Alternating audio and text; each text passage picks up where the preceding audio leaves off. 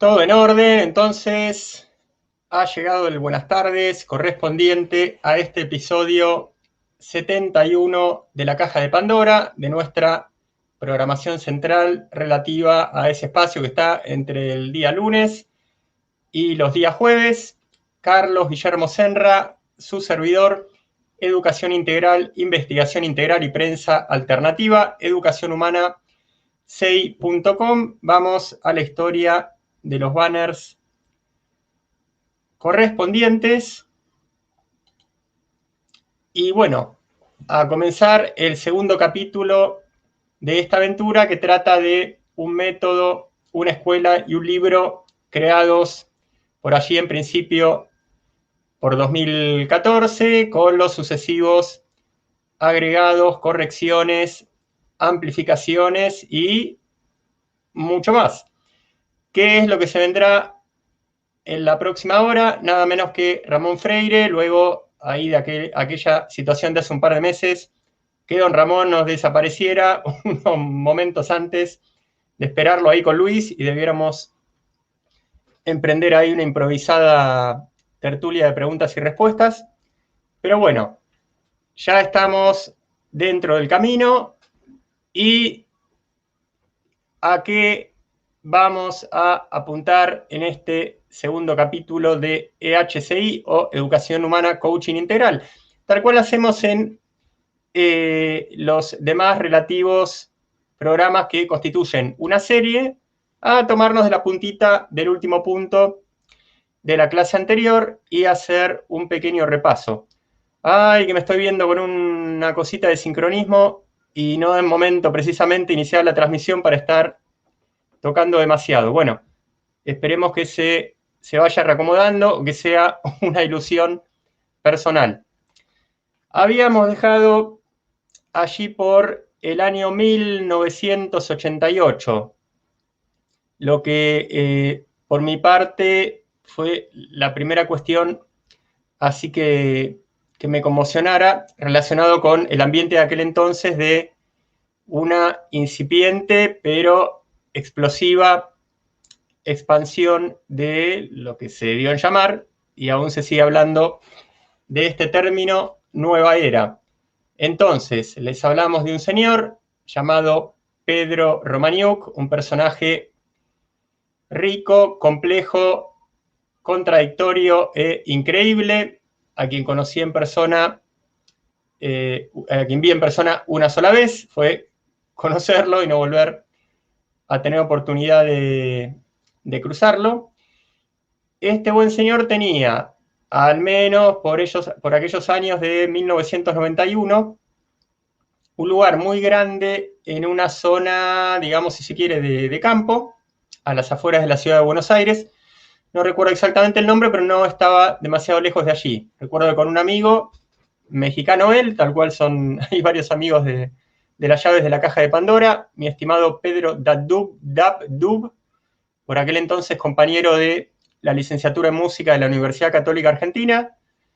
Tomamos un micro, de hecho en Argentina, un autobús, un viaje medio ahí larguito, y llegamos al FISI, Fundación Instituto Cosmobiofísico de Investigaciones. Por allí, don Pedro Romaniuk, año 91, no estaba demasiado lejos de los 80 años, o quizás andaba ahí comenzando sus 70.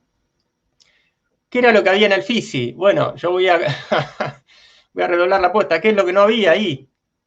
Había lo que vendría a ser el lugar principal, un gran salón de conferencias y actividades, y una generosa, digamos, utilizando términos espirituales, correspondientes con la nueva era y amorosos, una gran zona abierta con distintas formas de pirámide, algunas utilizadas para cultivo, para dinamizar cultivo, y otras más bien de tipo experimental, usadas para lo que es el sentido más profundo de una pirámide. De esto me permito poder hablar con cierto conocimiento de causa. Tengo 2 viajes esotéricos realizados a Egipto de 14 días cada uno, o 13, digamos, que no está demasiado lejos, con Gabriel Silva, mi propio emprendimiento de Egipto, Portugal y esotérico.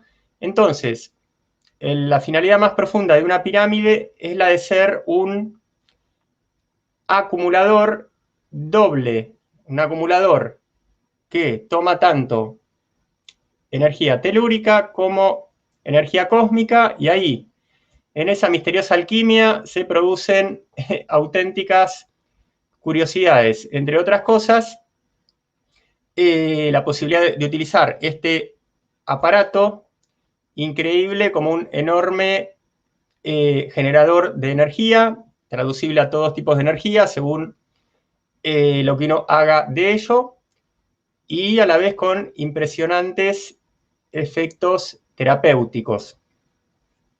Sobre lo cual, bueno, hay que conocer en detalle, porque la pirámide es como en materia al menos de aplicaciones terapéuticas, es un aparato muy fino que hay que estar bien al detalle de cómo, si es que uno lo construya, de cómo construirlo, cómo ubicarlo, con qué materiales hacerlo, y por cuánto tiempo y de qué manera permanecer adentro, porque el gran campo de influencia de la pirámide está dentro, no es que no tenga influencia afuera, porque, bueno, esta es una de las situaciones donde hacer las cosas con muchísimo cuidado y detalle genera resultados espectaculares. Cualquier desviación en alguno de estos parámetros, que son ubicación, construcción, materiales y forma de uso, puede ser ahí un poquito peligroso, al menos.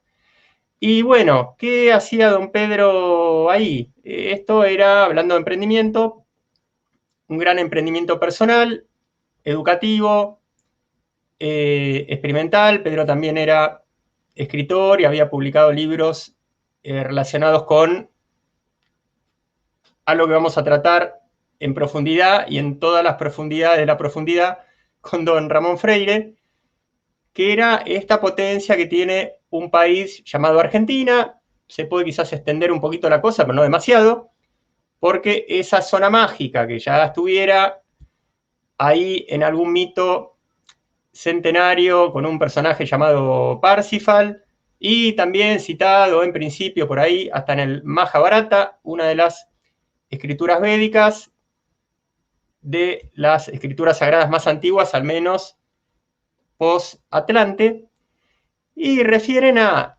en algunos casos, de manera general, poética, pero no menos concreta y bastante concreta, en algún caso al cono sur del Gran Triángulo y a la Tierra Bendita que fuera a dar lugar en algún momento, que todavía está claro que no ha llegado, en esa zona del Triángulo, debajo del Gran Triángulo, debajo de todo el planiferio terrestre.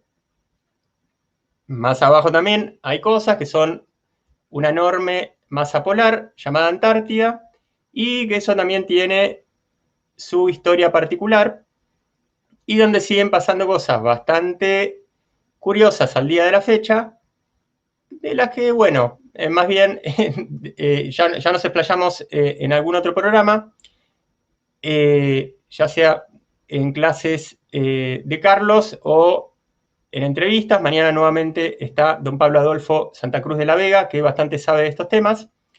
De eso nuevamente hablaremos con Ramón. Pero bueno, dejando la cosa hasta por ahí.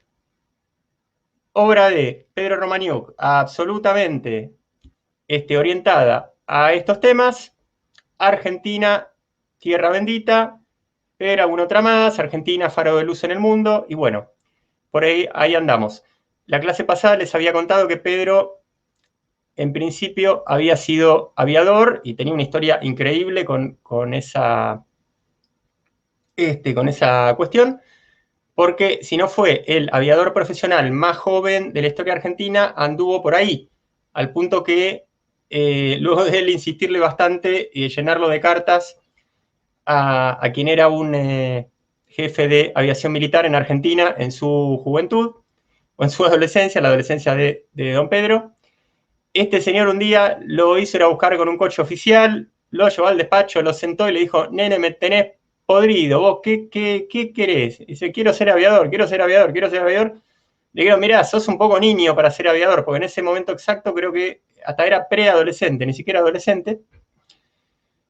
Pero bueno, logró ahí que comenzaran a solventar los estudios y que creo que con algún permiso correspondiente, no demasiado tiempo después entrara en la Escuela de Aviación Militar Argentina y ahí siguiera su ruta. En alguna ocasión, ya siendo aviador civil, había sido Pedro. Lo que pasa es que fue tantas cosas que quizás crea que me confunde y no me confunda, pero bueno, algo increíble que le ocurrió, siendo en este caso, estoy seguro que estando en funciones de un vuelo civil. ¿Qué le pasó a Pedro? Le pasó que hubo una bruta explosión en el avión en un momento en el que él estaba por arrancar, al punto que se desprendió la parte de un motor, le pasó por arriba, estuvo internado y hospitalizado en un estado lamentable, y ahí ocurrió una de estas cuestiones mágicas de que tuvo cierto tipo de despertar, de iluminación, de compañía y asistencia permanente de cierta voz, en principio interior, o tal vez exterior, o tal vez con un pie en un lado y con un pie en el otro, y eso fue convirtiendo a don Pedro Romaniuk en un investigador de todo lo paranormal, en principio. Estuvo muy metido ahí don Pedro en los comienzos de la ufología en Argentina, donde participó también un señor uruguayo, pero radicado en Argentina más o menos de toda la vida, que antes había sido actor, llamado Fabio Serpa. Interesante personaje también, y no por nada pongo ciertas miradas.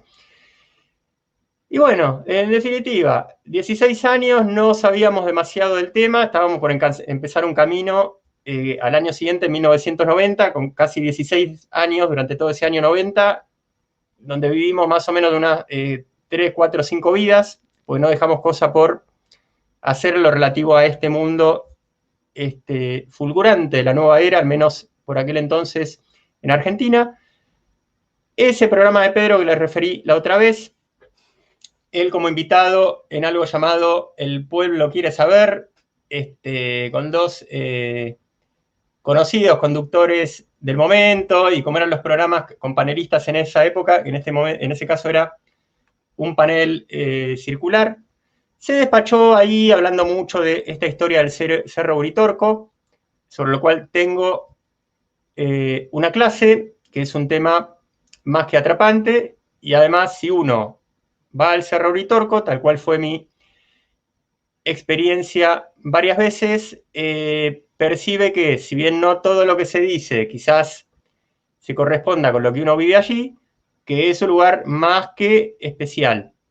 Entonces, en ese extenso programa de 1988, lo primero que me vino a la mente son estas cuestiones del Cerro Uritorco y Pedro ahí que emprendió experiencias de contacto.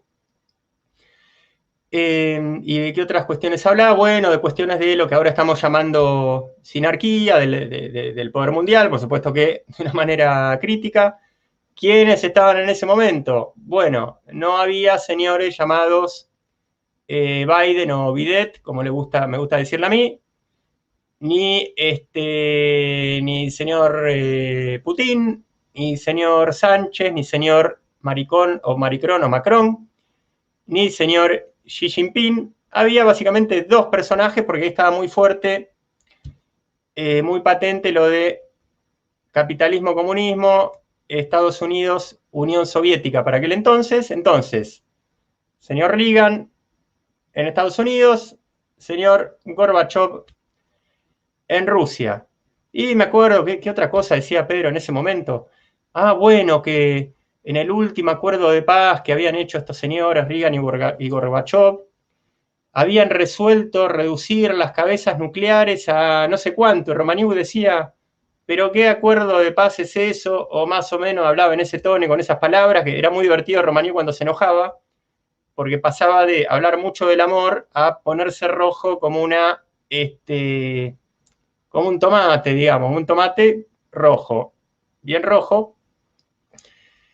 Y no era que largara exabruptos, epítetos o insultos, pero se sacaba, digamos, dicho a la Argentina, se le soltaba un poco la cadena y decía, pero qué acuerdo de paz, y luego del acuerdo de paz dejaron 70.000 cabezas nucleares, lo que servía para destruir la Tierra justamente unas 800 veces. Entonces, para eso sirve el Tratado de Paz, decía don Pedro, para que no haya 75.000 cabezas nucleares, para que haya 70.000. Y bueno, tan equivocado no estaba, pero bueno, así como ahora mucha gente se cree el cuento de que no sé qué, y de que las cosas que pinchan y que contagian no sé qué cuál cosa, en ese momento no poca gente se creía que Estados Unidos era el salvador del cosmos y de la libertad, invadiendo países uno tras otro. Ahora más o menos se toma una pausa. Ya volverán a comenzar, suponemos. La pausa fue al menos 4 años con el señor Donald Trump. Y bueno, ahí derivaba la cosa, pero había tanto detalle interesante, también profundo, también novedoso, que eso quedó en mi vida ahí, a pesar de haber pasado, a pesar de haber transcurrido 33 años, como bueno, esto de que ahí empezó todo.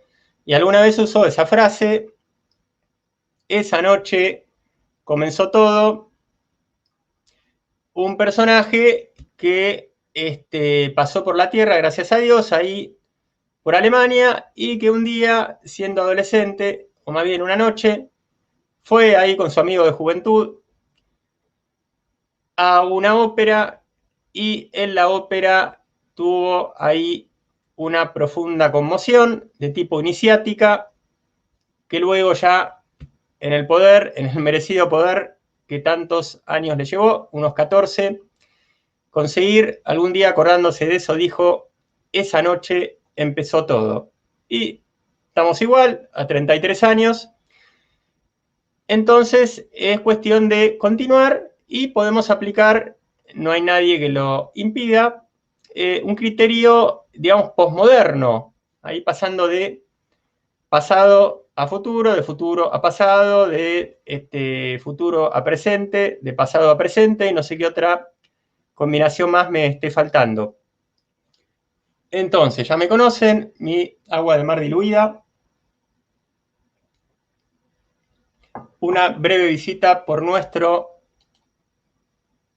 buzón. ¿Y qué tenemos acá? Ah, está Nexus por acá.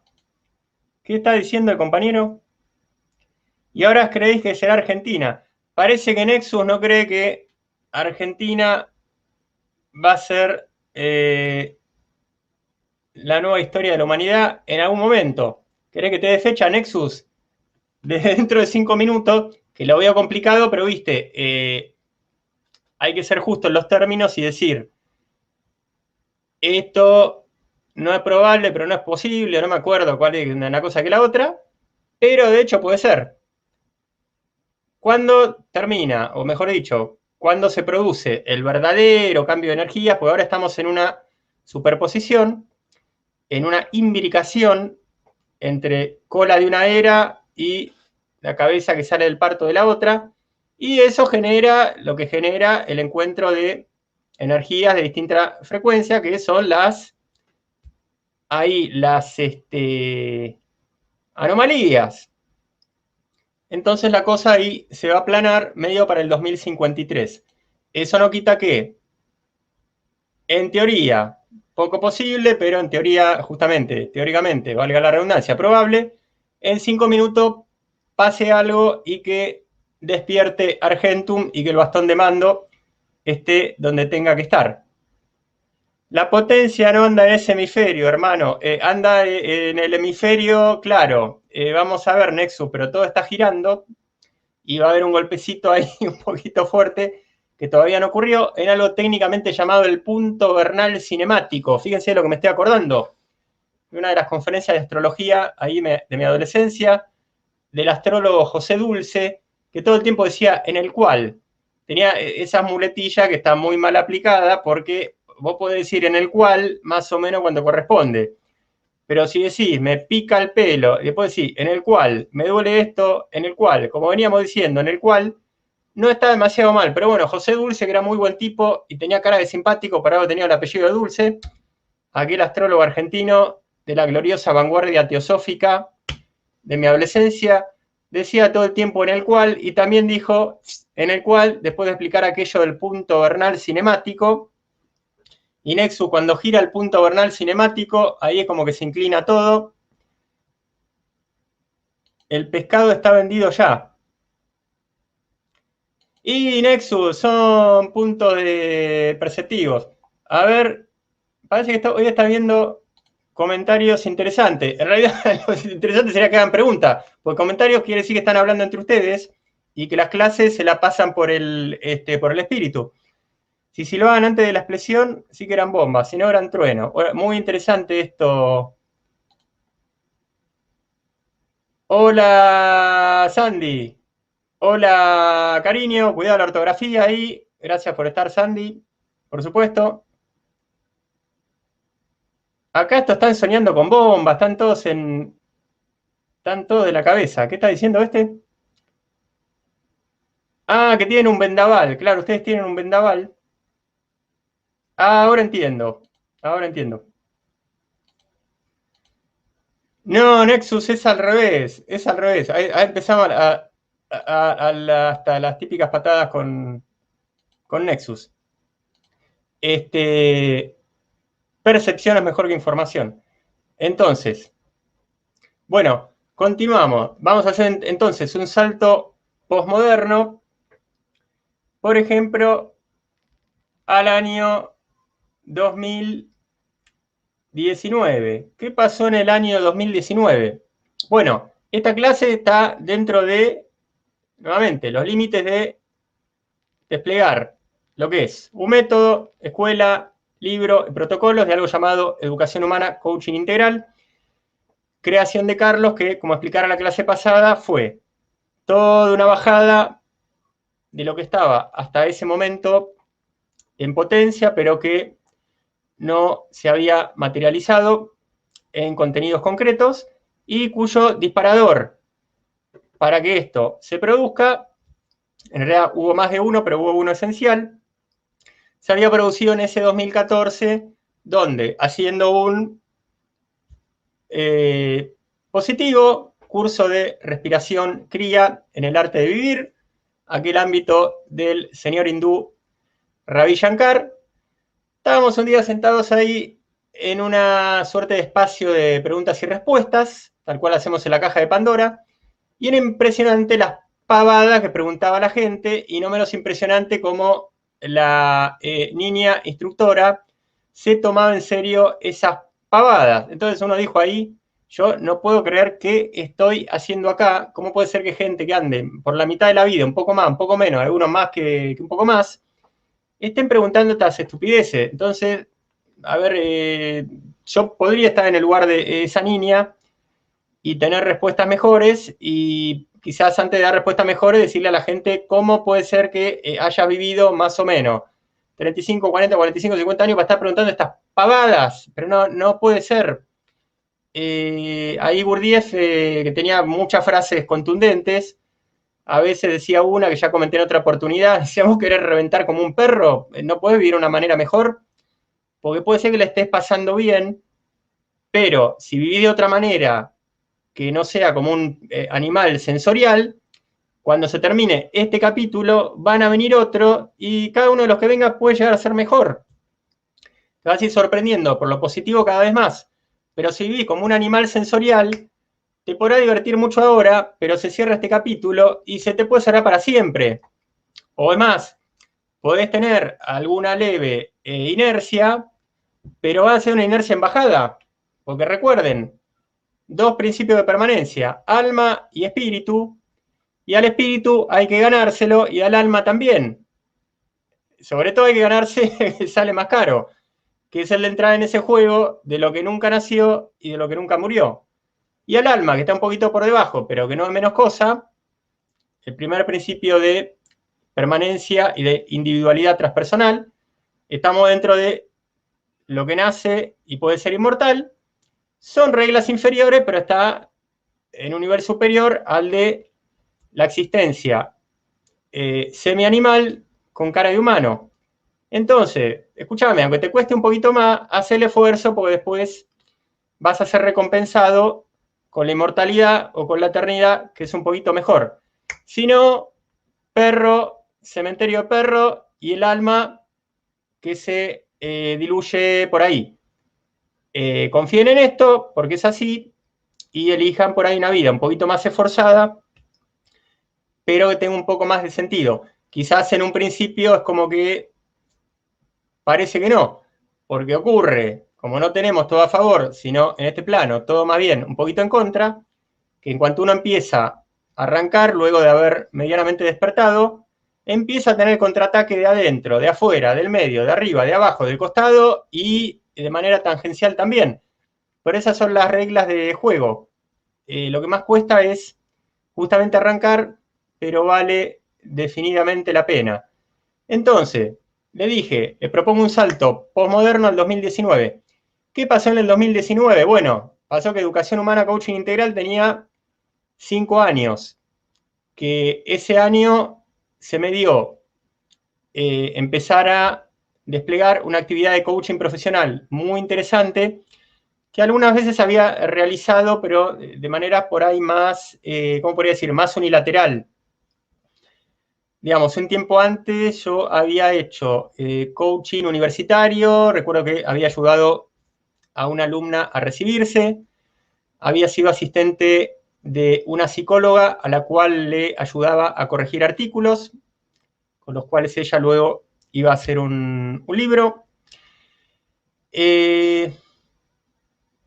Sí, había tenido, sí, era como que hasta ese momento, y hay algo para lo cual estoy marcado y que me sigue ocurriendo, pero que en el 2019 fue muy potente, casi siempre con el tema del el trabajo vivencial, no encausado de manera formal en clase, termina la clase, te cobro, te va a venir a la próxima clase, o lo mismo con las consultorías, que eso no está mal, y este mismo año se dice, tuve varios procesos felices de consultoría basado en mi protocolo estricto de 6 sesiones en una cuarentena. Pero nuevamente, yo estoy marcado por el trabajo vivencial y por meterme en la casa de la gente, no porque lo esté buscando ni porque me ofrezca para eso, pero se me dio varias veces y es insólito, es muy rico, abre la percepción más que las orejas de Dumbo y más que los ojos de un águila, porque uno ve todo. Si uno es terapeuta profesional, que se circunscribe a tener a la persona en un espacio cerrado, en una cámara por un plazo de tiempo determinado, en un consultorio, en vivo, sí, uno puede llegar a ver bastante. Hasta hay gente dotada que ve bastante prescindiendo de todo eso. Pero si la vida te lleva a estar todo el tiempo en los ámbitos de trabajo de las personas o metido en la casa de la persona, por cada sesión normal, de lo que fuere, vos con ese tipo de experiencia le podés agregar 2 ceros por lo menos. Porque es brutal como uno ve todo y está al tanto de todo, siempre que tenga percepción para eso. Y que tenga percepción e inteligencia para atar todos los cabos. Entonces, eso fue algo de lo que empecé a vivir de manera muy potente en ese 2019, tanto en el lugar donde vivía, donde hacía un coaching diario permanente con gente que trabajaba ahí, que al mismo tiempo, alguna vez tuvimos una sesión formal, pero la sesión formal fue una sola y era todo este tipo de coaching vivencial con gente con la que uno compartía la vida todo el tiempo. Se dio lo mismo, yo en principio dije en la casa de la gente, sí, en la casa de la gente, sí, también, pero también muy metido en el ámbito del trabajo, que termina siendo más o menos lo mismo, porque además eran trabajos donde la gente estaba todo el tiempo, vivía en la esquina y el trabajo era más la casa que la esquina que su propia casa, quiero decir. Entonces, 2019, ese tipo de experiencia, nuevamente experiencias concretas de coaching, en este caso de crecimiento profesional, con varias personas, estando en alguna de esas casas, bueno, tener la posibilidad de estar a cargo absolutamente de todo. Cuando digo de todo, es de todo en materia de esto de sugerir, de dirigir, de corregir, de planificar, y más o menos que en algún momento a uno le hagan caso, y eso en algún momento terminó siendo más o menos feliz. ¿Qué más le podemos agregar a ese 2019? Y por supuesto, estoy dando detalles generales y algunas cosas por ahí más específicas, por ahí me las reservo o voy viendo la manera de contarlas de manera impersonal, lo cual es bastante aprovechable también. Entonces también ese año, y no por nada, se dio con cruzarme con el tipo que más sabe de salud en Europa, que tiene sus razones para no ser una persona pública, pero bueno, en definitiva, con esta persona que hubo el intercambio más completo que puede haber entre dos tipos que más o menos saben de algo, en este caso del ser humano, específicamente de salud, un aprendizaje brutal de unas cuantas técnicas de regeneración celular, una de las cuales ya conocía bastante, hasta yo tuve la experiencia de dormir en pirámide, tratarlo mucho a Gabriel Silva, que es uno de los precursores de la piramidología o del campo de las pirámides aplicadas a la salud y con otros accesorios también. Pero bueno, el aprendizaje bestial que hubo ese año, la verdad que fue impresionante y bueno, por distintas situaciones de la vida, ahora estamos un poquito más lejos de lo que estábamos hasta hace unos meses en Valencia, y el año pasado estábamos en Oliva, provincia de Valencia, no demasiado lejos, ni de Valencia ciudad, ni de Paiporta, que por ahí andaba este mágico centro de todo tipo, pero más o menos creo que todo el mundo está al tanto, sobre todo si vive en España, de que anduvo pasando en el 2020 más o menos desde el mes de marzo, que fue ahí complicadito, o muy molesto al menos, verse, encontrarse, y bueno, y hay cosas que si uno no se ve y no se encuentra, no puede profundizar demasiado en cuanto a beneficiarse de los intercambios. Hay tipos de charla que, a ver, tienen que darse personalmente, ni hablar en cuanto a la experimentación con terapias con dispositivos, o los momentos especiales para compartir cierta información profunda, especial y secreta.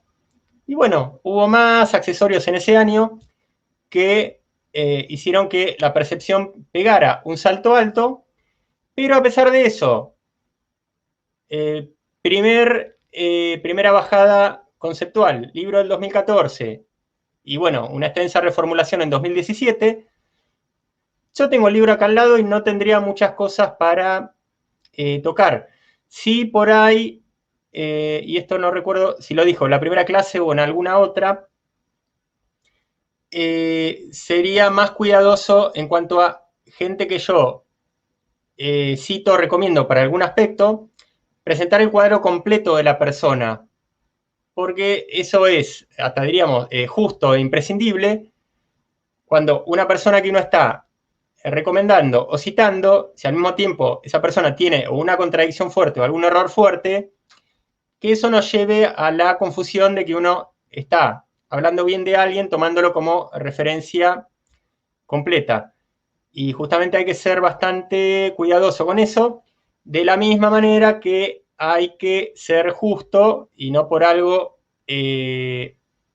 hablé de esto, hasta con maestros que uno está tomando como en determinados momentos de la vida como única referencia, y esto es muy bueno que sea así, el comprometerse a fondo con una disciplina, con un maestro, cuando, si bien no nos pueda dar exactamente todo lo que necesitamos, pero sí que sea básicamente fundamental para ese momento.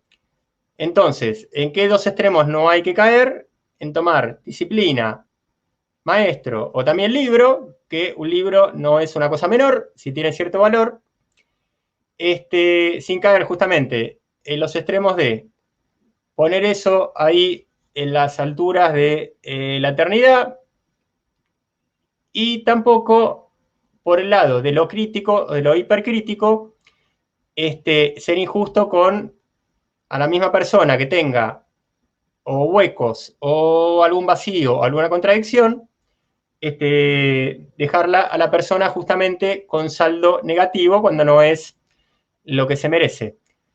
Entonces, muy importante esto de lo justo y de cuidado con los dos extremos. A ver, fue tan increíble ese 2019, fue uno de esos momentos que no puedo decir, ya en esta clase hablé de tal periodo, significaron varios días, varias vidas, no varios días. Sí, varios días son varios días siempre, dentro de un año, 365 al menos. Pero realmente hay a veces algunos periodos que concentran tantas cosas que uno puede decir hasta con todo derecho, esto parece una vida, no pareció un mes, ni una semana, ni un día. Algo así encuentra quien estudie el recomendable Cuarto Camino y al recomendable Maestro Gurdjieff en relación a un evento muy interesante por el cual Gurdjieff, cuando comenzaba a ser instructor, allí por sus 40 años, que volviendo a esto de a veces las cantidades temporales mienten y hay mucho más contenido de lo que dicen las fechas, Gurdjieff se llevó a un incipiente, fíjese mi vocabulario, a un incipiente grupo de discípulos que comenzaba a seguirlo ahí no hacía demasiado tiempo, 6 semanas a una cabaña. Fíjense qué casualidad, cuarentena. La cuarentena, como siempre digo, es un entorno mágico. Lo que uno haga en el contexto de cuarentena, ininterrumpidamente, de manera intensiva, con método, esa cuarentena representa un golpe de horno. Fortalece lo que hagamos con las maneras adecuadas dentro de ese marco. Y no por nada la cuarentena está en distintos procesos. Entonces Gurdjieff agarró a algunos tipos, y eran 12, se lo metió en una cabaña y empezó 6 semanas de la mañana a la noche a explicarle el universo de arriba para abajo, para el costado, para el frente, para arriba, para eso, para el otro. Y de un momento al otro empezó a dar rodeos, que eso era muy de Gurdjieff, que tenía modos orientales, como diría Platón, muy hijos de puta, porque el típico maestro oriental es muy cruel. Y acá voy a hacer un breve paréntesis que vale la pena que lo haga, justamente porque hay mucha idiotización con lo oriental. No me canso de decir esto, que nuevamente, siendo justo, tiene cosas aprovechables, pero no hay que caer en estupidizarse, si son occidentales. Tienen que tomarlo a la justa medida. Entonces, ¿cómo suele ser un maestro oriental? Si es de mano izquierda, es decir, de mano dura, que es el que primero te destruye lo malo para después construirte lo bueno, pero básicamente primero te destruye, es decir, primero te da con un golpe, tiene muchos modos cínicos. Y algunos quizás no sean cínicos, pero son tan rígidos que terminan de un modo pareciendo cínicos. ¿Cuál es este aspecto del típico maestro oriental de mano izquierda que, si no es un modo cínico, parece cínico? Es esto de poder quedarse 100 años mirando al discípulo, esperando que el discípulo se dé cuenta solo de algo, sin darle la más mínima pista directa. A ver, esa es una de las cosas que me asombran de uno de los defectos de Gurdjieff, que era este tipo de rigidez, no solamente de él, reitero, tiene que ver con un modo dentro del cual entraba el maestro Gurdjieff. Kino dice, no, pero no es tan así como no es, tiene que ser del otro extremo, que uno a la persona le explique todo. ¿Por qué? Si una persona le explica todo, va a estar bien que le explique ciertas cosas, pero hay cosas que si uno las explica, está condicionando respuestas de la persona, condicionando reacciones de la persona, cuando uno tendría que dar lugar a que la persona tenga su experiencia y saque sus conclusiones, y tenga o no las activaciones correspondientes en su percepción. Entonces, nuevamente, ni una cosa ni la otra. Y Gurdjieff era muy, dicho en argentino, muy guacho.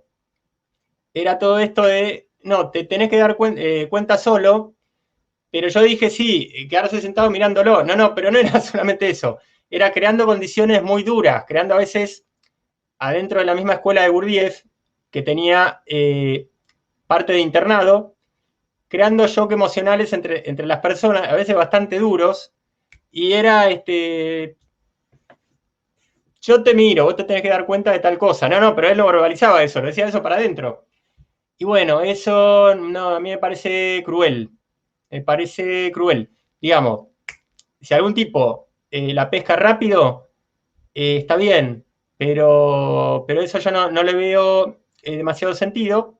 Y bueno, algún día iremos dando más detalles de estos tipos de modos dentro del oriental occidental, que sería bueno que algunos que se creen que de las pelotas, que son tan fáciles de clasificar, la virtud y los defectos que tienen, pero justamente como están en el lado más tramposo de todos, que es en el lado de mano derecha, en el lado de mano derecha oriental, y se sienten tan empoderados con esa energía álmica que básicamente te despersonaliza, cuidado, porque te despersonaliza, otra vez cuidado, porque eso te despersonaliza. Que bueno, tanto poder, que se los termina comiendo el alma del mundo, que se creen los reyes del universo, y más de un gurú oriental te dice textualmente, no es que te lo hace pensar, te dice, tómame como tu Dios.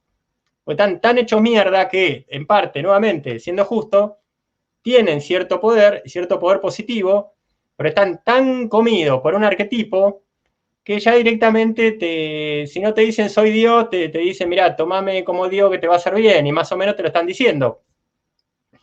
Así que cuidadito, porque no hay mucha gente que esté en el medio, como decía alguno de mis maestros, en eso que se llama quinta esencia, que es entender todo el juego arquetípico, todo el juego de las partes humanas, todo el juego de la parte transpersonal, y no zambullirse en ningún agujero, por más tentador que sea, porque uno podrá ir empoderándose, podrá estar en capacidad de enseñar a otros y de transformarlos en algo, pero uno se convierte en una marioneta de una fuerza, por más que uno crea que no, que uno es marioneta de uno mismo. No, ¿sabés la gran cosa que llegar a ser marioneta de uno mismo?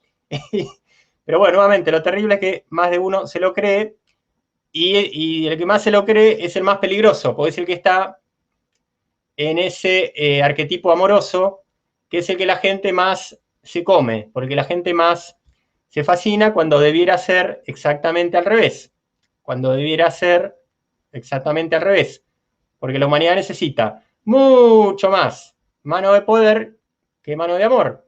Y no quiere decir esto zambullirse o ser fagocitado por el arquetipo del poder. Yo estoy hablando de necesidades. Siempre, para donde nos metamos, volvamos a el centro. Entonces, continuamos, 45 minutos.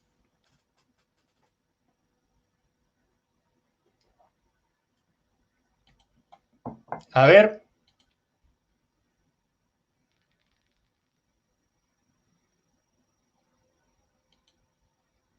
No, acá los chicos siguen hablando pavada, como dice Aristóteles.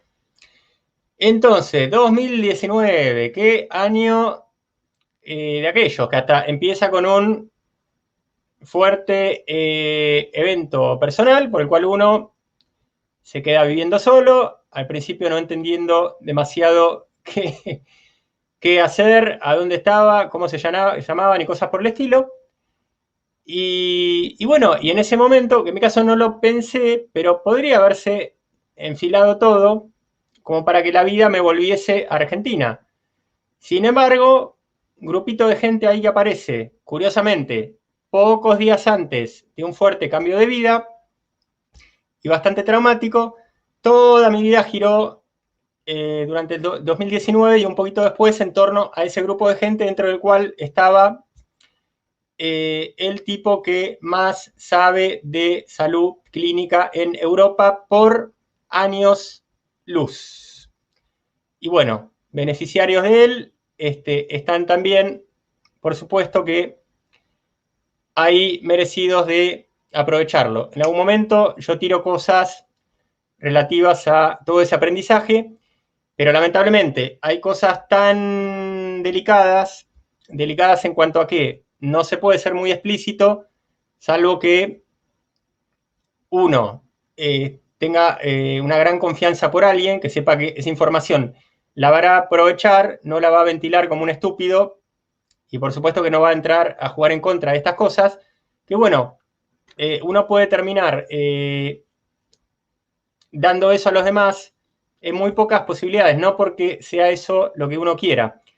Cuando el mundo se normalice, cuando quizás alguna de estas personas con semejante sabiduría vea mejor las condiciones para alargar más y hasta para formar parte de la caja de Pandora, de todos los lugares que puedan formar parte, bueno, eso hará que todo avance mucho más rápido.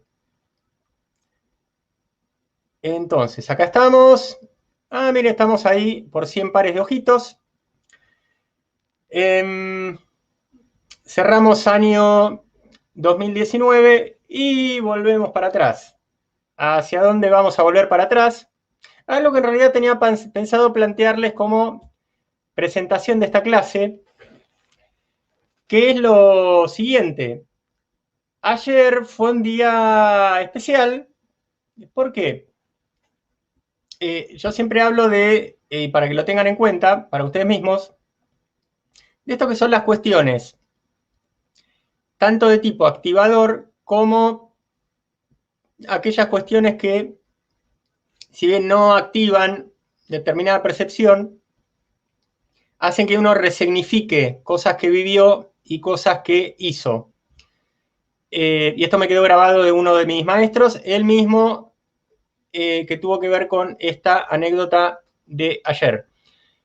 Mis dos últimos maestros, argentinos los dos, Juan Pablo Rey y Gabriel Silva. Entonces ayer escucho la última de las grabaciones de Juan Pablo y en un momento hablo de 3 disciplinas que yo practiqué y que practiqué de manera intensiva y las interrelacionaba y decía que innegablemente venían de una misma fuente y les daba cierto valor en su conjunto como principio único que sirve para otra gran cosa. Entonces, bajando un poquito más a lo concreto, ¿de qué hablaba Juan Pablo? Del parentejo que hay entre psicodrama, en mi caso, decenas de talleres de psicodrama y una formación, constelaciones familiares, 2 años de mi vida dedicados intensivamente a eso, o no tanto, pero bastante, unos cuantos talleres grupales y 1 año de constelaciones a nivel individual. Biodescodificación, en mi caso, humilde experiencia de 6 sesiones con posiblemente la mejor biodescodificadora del mundo, Yolanda Soria Jiménez, que algo que ver tiene con esta casa. Entonces, ¿qué decía Juan Pablo? Bueno, en pocas palabras, cada una de estas 3 cosas tiene que ver con, por más que decodificar esté solamente dentro del término biodescodificación, en todo se descodifica algo, respectivamente, para planos del cuerpo, de la emoción o del alma, que no está mal hacer esa semejanza, Juan Pablo la hace a menudo, y de la mente. Si bien todo siempre va a estar interrelacionado, pero hay focos principales dentro de que todo siempre termine afectando a todo. ¿Qué tal, chicas? Bien, no soy una chica, pero te saludo igual, Vivi. ¿Todo bien por acá? Entonces, Juan Pablo hacía este siguiente despliegue. Bueno, entonces, psicodrama te codifica a nivel emocional a partir de, bueno, psicodrama es un juego teatral donde uno propone escenas y las actúa, y esto tiene una serie de normas que ya expliqué en mi otro ciclo, Comité de Despiertos. Entonces uno va ahí sacando basura a través de este juego de intensidad emocional que es el psicodrama, uno va recolocando esta variable fundamental que es el punto justo entre recibir intensidad emocional y reaccionar en la proporción justa y en consecuencia. Y ni reaccionar en menos, que está fuera de la realidad, ni en más, que está fuera de la realidad. Pero bueno, Juan Pablo lo planteaba ahí también como un modo de decodificación de la historia familiar que no está para nada mal. Constelaciones, más o menos lo mismo. Hay con un criterio de enfoque mental. Es increíble el tema del juego de las constelaciones. Yo no les estoy recomendando ni que sean consteladores, ni que jueguen su vida por eso, pero sí que tengan la experiencia, porque realmente no se puede creer. Te dice, a ver, vení acá. A ver, ponete acá. Vamos a hacer tal escena, ya sea que uno esté constelando una escena propia o que uno esté participando en la reconstrucción de una escena familiar de otro. Vos vas a ser de fulano.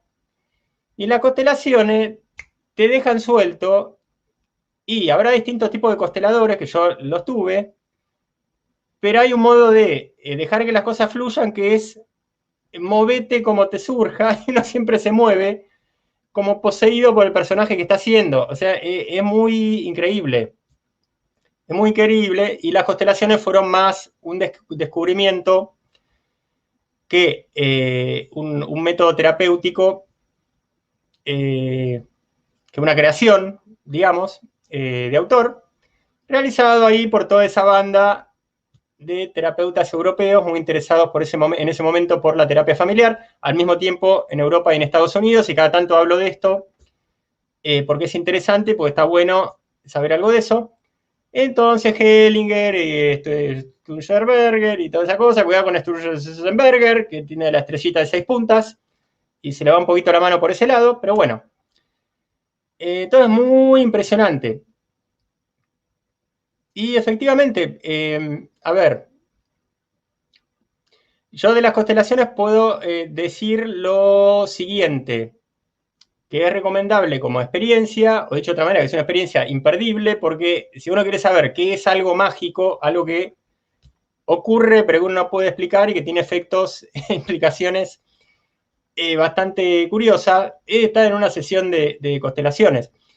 Entonces es como que ayuda a que uno se conozca y que alguien podrá decir, ¿y qué mejor que eso? Sí, hay cosas mejores que esa, que puede ser que uno quizás no tenga tanta conciencia de ciertos detalles, pero que sí tenga insight, que sí tenga crecimiento, que sí tenga vueltas de tuerca emocionales y perceptivas.